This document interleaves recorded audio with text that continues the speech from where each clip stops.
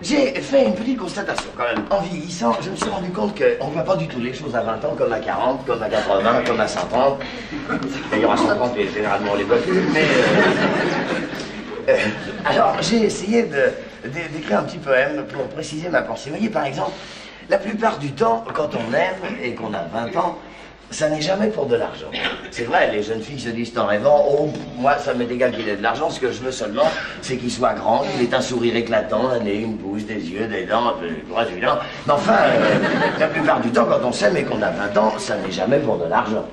La plupart du temps, quand on s'aime vers les 38 ans, bon, c'est pas toujours pour de l'argent, mais on y pense, évidemment, et on pense à l'avenir, aux enfants, à la voiture, à l'habillement, aux sorties dans le coin élégant, avec madame, avec ou sans. Mais enfin, la plupart du temps, quand on s'aime vers les 38 ans, je ne pense pas toujours pour de l'argent. La plupart du temps, quand on s'aime vers 57 ans, c'est pas forcément pour de l'argent, mais on se renseigne un peu avant. Hein? Voyons, vous avez un appartement? Oui? Non, non, non.